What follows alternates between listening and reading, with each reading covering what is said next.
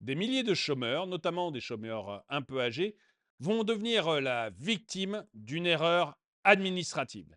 Une erreur administrative qui fait qu'ils vont devoir payer à l'État jusqu'à 100 000 euros.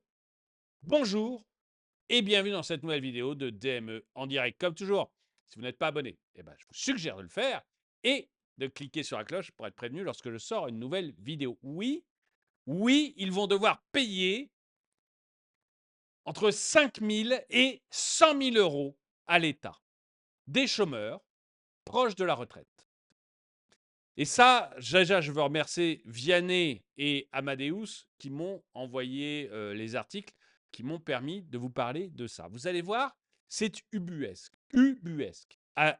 Au niveau de l'État, on aime bien les gros machins gérés en centralisé. Un peu comme la CARSAT ou CARSAT pour les retraités ou France Travail pour les chômeurs. Eh bien, quand ces grosses machines font des erreurs,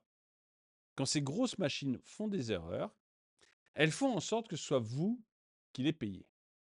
Vous allez voir exactement de quoi je parle, mais il faut se rendre compte, il faut garder en tête parce que à la fin de l'article, vous aurez bien compris ce qui se passe. Mais gardez en tête qu'en fait, des gens proches de la retraite, voire même qui viennent juste d'être retraités, qui ont été chômeurs au moment où ils arrivaient à la retraite, eh bien ces gens-là vont devoir verser de l'argent à l'État et pas un petit peu d'argent. On parle de sommes allant jusqu'à 100 000 euros à cause d'une erreur administrative dont ils ne sont pour rien du tout. On regarde ensemble plus exactement. Un dysfonctionnement technique entre les organismes publics France Travail, ancien Pôle emploi, et la Caisse d'assurance retraite et de santé du travail, la CARSAT, a plongé certains demandeurs d'emploi proches de l'âge de la retraite dans une situation financière critique. Tu m'étonnes, si quand tu arrives à la retraite, on te demande 100 000 euros, oui, tu es dans une situation critique. Des calculs erronés ont conduit à des versements indus, allant de 5 000 euros à plus de 100 000 euros par personne, créant ainsi un problème d'ampleur nationale. Mais n'allez pas croire qu'ils ont touché 100 000 euros en trop. Ça, c'est ce que l'on croit quand on commence à lire l'article. On se dit, mais en fait, bon, ils ont touché 100 000 euros de trop, ils ont dû s'en rendre compte, ils vont rembourser les 100 000 euros, tout se passe bien. Non! Non, non, non, ils ne les ont pas touchés. Ils n'ont pas touché de l'argent en trop. On va leur demander d'aller chercher dans leur épargne pour rembourser un truc qu'ils n'ont pas touché.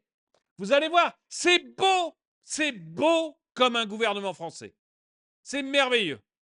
L'administration à son top sommet. La CARSAT et Pôle emploi se gourent. Ils ont une mauvaise communication entre eux. Ils se gourent. C'est vous qui payez. Vous allez voir, mais c'est beau. L'analyse du rapport annuel du médiateur national de France Travail, Jean-Louis Walter, met en lumière une désynchronisation entre les données de deux organismes, entraînant des versements inappropriés à un grand nombre de chômeurs. Donc, Pôle emploi a versé des sommes anormales enfin qu'elle ne devait pas verser, à un grand nombre de chômeurs. Mais, vous allez voir, c'est pas que ces chômeurs ont touché plus d'argent, du tout. Vous allez voir, on est arrivé dans le monde de Kafka, en fait, en France. On est arrivé dans le monde de Kafka. Cette erreur qui a affecté progressivement toutes les régions françaises, touche principalement les individus approchant de l'âge de la retraite, accentuant ainsi l'urgence de la situation. À l'origine de ce dysfonctionnement, une intégration malencontreuse des données de la CARSAT dans le système de France Travail en 2022. Normalement, lorsque les demandeurs d'emploi atteignent l'âge légal de la retraite sans décote, 67 ans, les allocations chômage cessent au profit de la pension de retraite à taux plein versée par la CARSAT. Cependant, une discordance entre les informations détenues par les deux organismes a abouti à des dates de départ en retraite erronées. Ils n'étaient pas d'accord sur la date de naissance ou sur l'âge ou sur le nombre de trimestres cotisés, peu importe. Mais donc, il y a eu des âges de départ à la retraite qui ont été erronés, prolongeant indûment le versement des allocations pour certains individus, engendrant ainsi des trop-perçus conséquents sur des périodes allant de plusieurs mois à plusieurs années. Donc le petit couple qui est au-dessus de moi, je prends un exemple, aurait dû toucher la retraite. Monsieur était au chômage. Monsieur était au chômage, mais il a atteint 67 ans, il aurait dû toucher sa retraite. Seulement voilà, la CARSAT et Pôle emploi se sont gourés. Bon. Du coup, il n'a pas touché sa retraite, il a continué à toucher le chômage. Du coup, c'est vrai, Pôle emploi lui a versé des sommes indues. Il a touché des sommes de Pôle emploi. Mais il n'a pas touché sa retraite. C'est-à-dire qu'il a eu, oui, des sommes indues de Pôle emploi, mais il n'a pas touché sa retraite. Pour lui, il s'est dit, voilà, Pôle emploi continue à me verser de l'argent, très bien.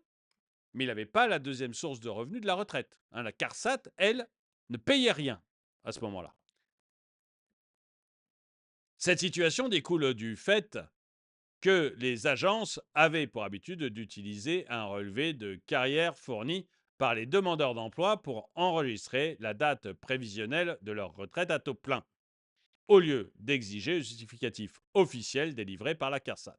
Ce manque de rigueur dans la vérification des données a contribué à l'amplification du problème. Bon. Après la découverte de cette erreur, France Travail a entrepris de demander aux chômeurs le remboursement des sommes perçues à tort, qui auraient dû être versées par la CARSAT.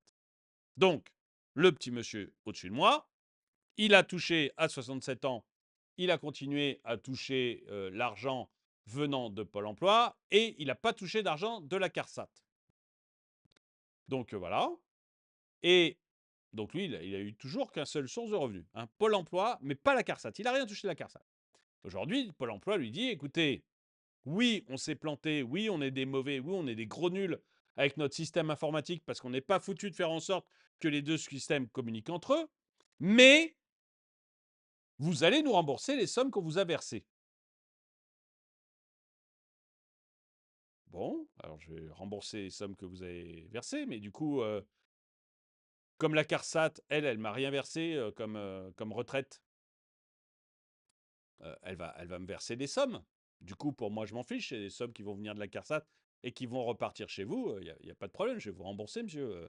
La CARSAT va me payer. Pas du tout.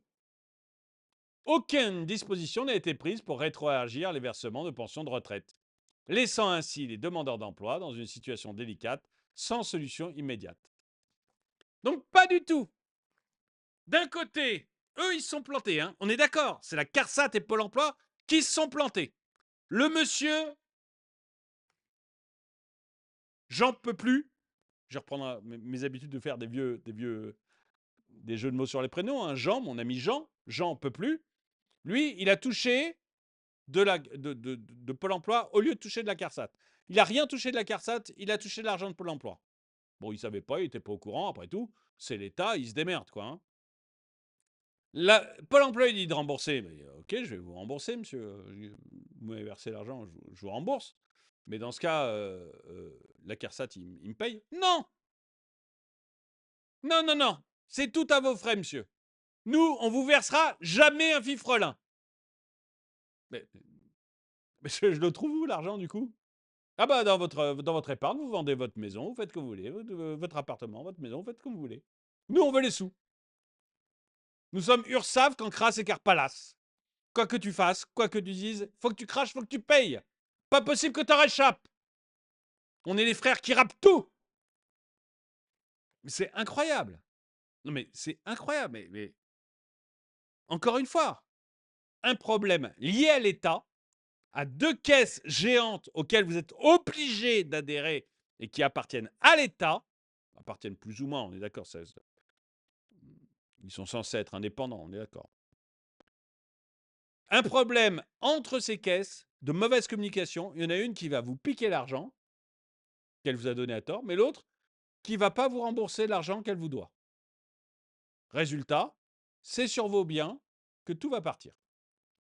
Et on parle de sommes allant jusqu'à 100 000 euros.